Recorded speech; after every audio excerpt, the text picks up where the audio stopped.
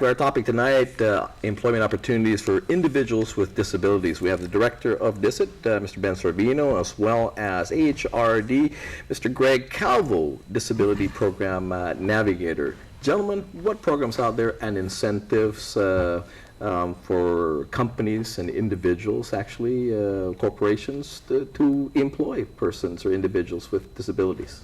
Well, if I may just jump in real quickly on that one, Jess, whereby within the One Stop Career Center, there are areas, of course, for direct support to employers in the hiring of all individuals that are seeking jobs and to bring a qualified a workforce to be available to the private sector. Then we have the Agency for Human Resources Development training programs that covers the area from the youth, which would be from the passport to careers, into those that are displaced workers, and of course into OJT, and then into work experience.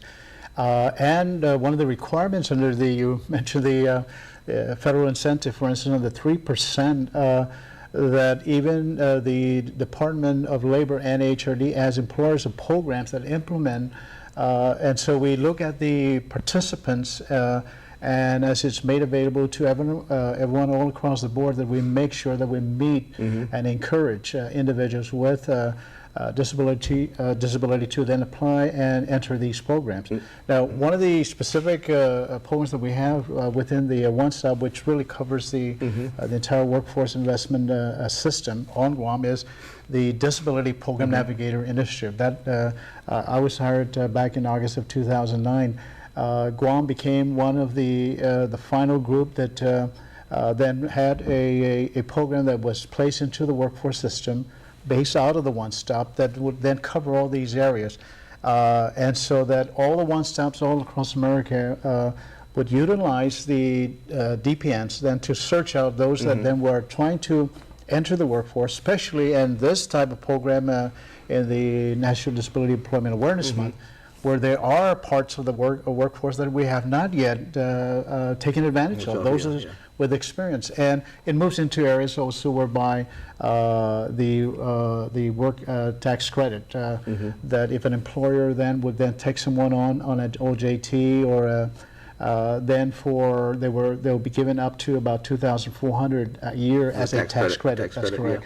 Now the other thing too is that in the HRD programs, that depending on the age and on the eligibility of the participants, that the program would cover the full training stipends of between 6 and 3 months, and here's then allowing the employer then, as they see, and they still have the opportunity to determine whether or not they either need more training or then to hire them. Now, gentlemen, how are DISIT and AHRD working in concert with, say, Department of Education, with students with individual needs, and of course the motto, preparing all children for life, right? To go out into the workforce, basically either workforce or further their education. How is the programs that DISIT has in place in AHRD integrated into DOE system, so that the individuals with disabilities, students with disabilities, graduating from high school are employable coming out of high school, or again to further their studies in higher education? How is that networking happening and done and all that? Sure. Within DVR, we have counselors that are actually placed in the school, different schools, and they participate in the individualized education plan. So that there's that smooth transition in identifying what the interests are that lay with the student, what their values are, what types of skill sets that they have, so they can transition into employment. We can look at developing an individualized plan for employment for the student, and working collaboratively with, again, the One Stop Career Center, and addressing the career assessments, because they have this work key system. It's an online assessment tool to look at a type of career path that is appropriate for their personality type and their interests. And again, within DVR itself, the counselors would do the counseling aspect for them, addressing their functional limitations and considering assistive technology utilization, looking at job coaching, looking at the supports that are needed for the student depending on their functional limitations so they can transition into employment. We work very close with them. We even have counselors assigned to the One-Stop Career Center. So again, there's that smooth transition, and the students, because it's a different situation when the students are in school, because the school under the IDEA has a responsibility to address their needs all the way till they graduate. Once they leave that environment, they're on their own. It's absolutely. We're not required to go and provide these services to them. They have to actually apply for it. It's not an entitlement. It's an eligibility process. And they just need to have those natural supports so they can be successful. Now, let me ask this again, because we spoke about the 2% law, basically, or the statute for GovKUAM to employ 2% of their workforce, so basically, to have individuals with disabilities. Are we fulfilling that mandate? Well, the law, Public Law 2146, which just passed way back. It was called the Handicapable Employment Act of 1991, way back in 1991.